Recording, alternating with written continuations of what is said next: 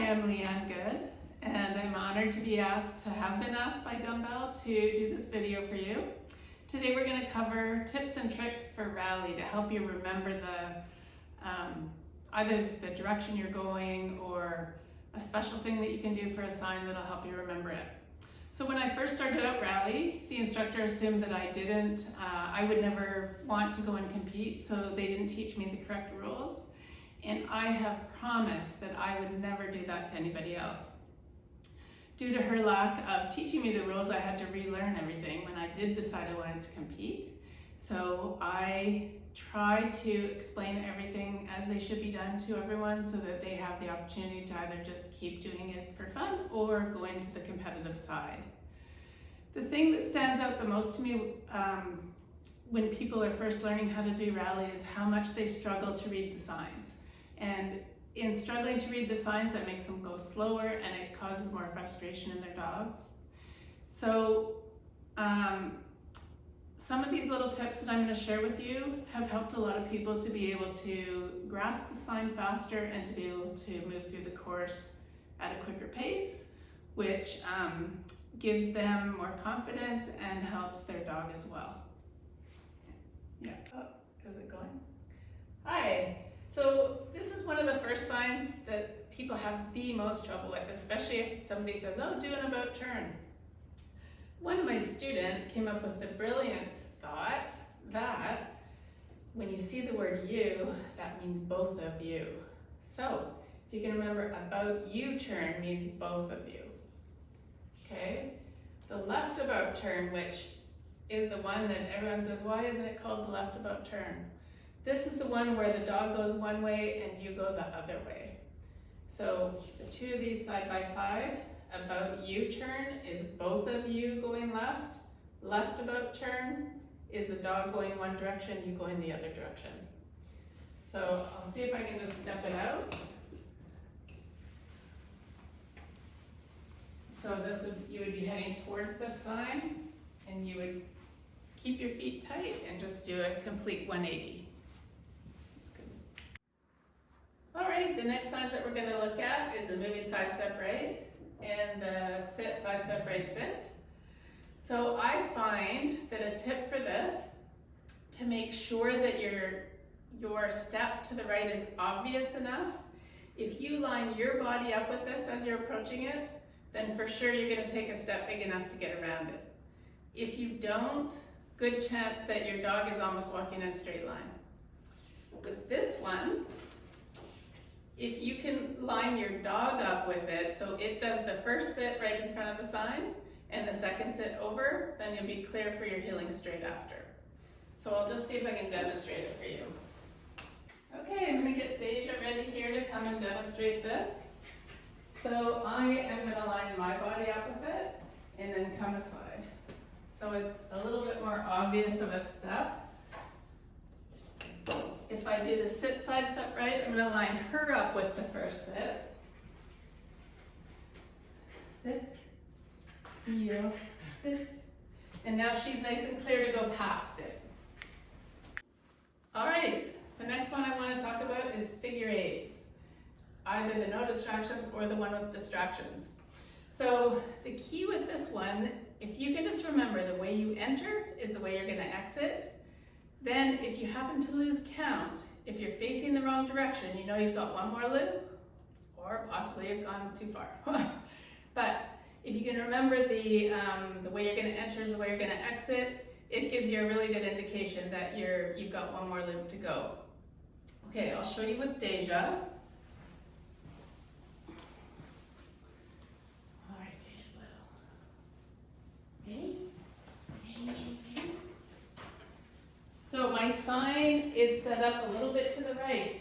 So if I'm coming into this, I would most likely choose to go this way first, because there's my 2 and here's my number 3 and it lines me up really nicely with this sign.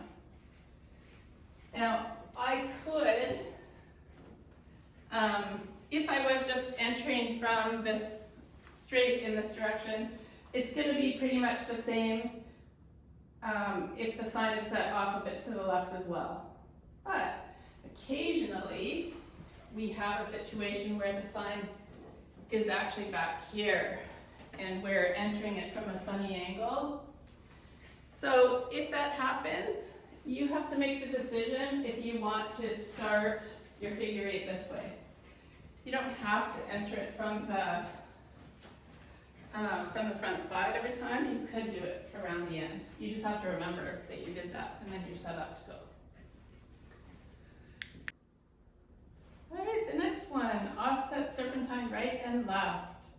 If you can remember, if you see the word right, the first cone will be on your right. And if you see the word left, first cone is on your left. People seem to make the decision to take it kind of between the cones, and then they end up having nothing to go around. So I'll just show you. So if I do the offset, this is the serpentine left, then break. When I enter this, I'm going to be entering it with the first cone on my left. So then I'm doing my wrap around. Okay. Now if standing at this end, this is how the serpentine right will be set up, and it'll be the same thing. So first cone is on my right. So if you can remember that, that'll set you up well for that sign, for both of those signs. Okay, now these signs are always a challenge for people.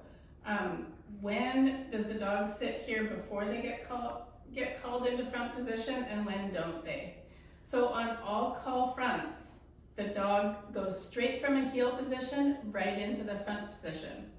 Call fronts give you another advantage. You can take, it says in the rules, the word several.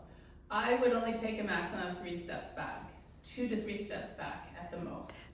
So you're gonna call your dog front, you can take those steps back, the dog sits, and then you get them to swing around behind you on this one and back into a sit next to you in heel position. Called dog front. If you see that word dog in there, the dog is coming from a sit into front position. So they're gonna sit first. Then you're gonna call them front, they're gonna sit again, and then they're gonna come around you and they're gonna sit one more time. So if you just keep, oh, and one thing is your feet cannot move on this one. So once you've asked them to sit, your feet have to stay stationary. They're gonna come front, they're gonna go around you, and your feet are not gonna move during that whole time. If you can just remember the dog is the kind of the criteria that says, I can't move and my dog is coming to me from a sit. That seems to help.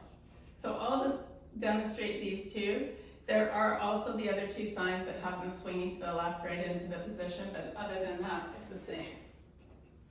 Okay, let's get you awake. Let me wake you up. Okay, ready? Okay, you heel, and we're just going to do our call front, sit, around, and sit, and heel, and then you would pass the sign on its left.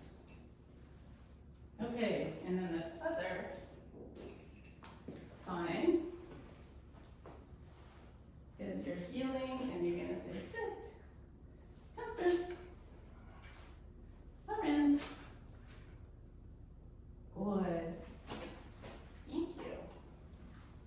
Very nice. Okay. Okay. So in Masters, these 2 signs are a little bit tricky because we've always been doing 1 step, 2 steps, 3 steps. And in Masters, it's 3 steps, 2 steps, 1 step. So that makes it harder to remember. The other thing that makes it harder is that the sit, stand, down, you have to try to remember what order to do it in.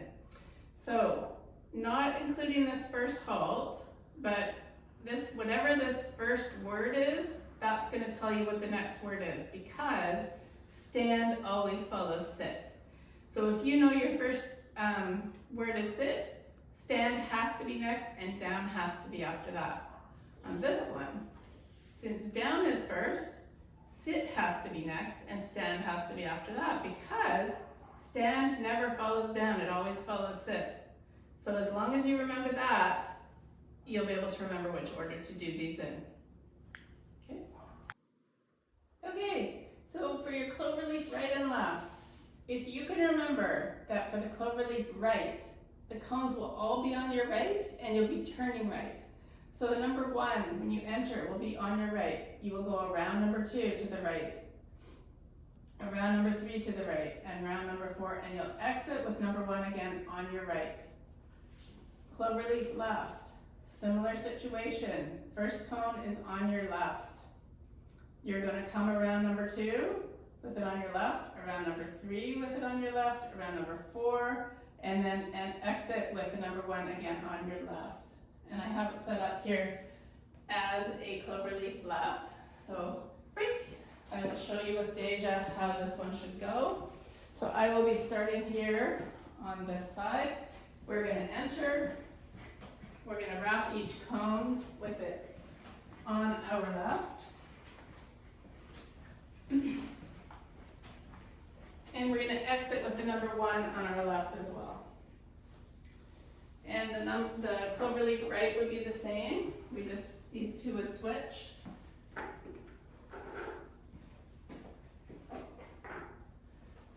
Okay, so then we are going to start with the number 1 on our right. We're going to go right around the number 2, right around the number 3, oops, right around the number 4, and we're exiting with the number 1 on our right.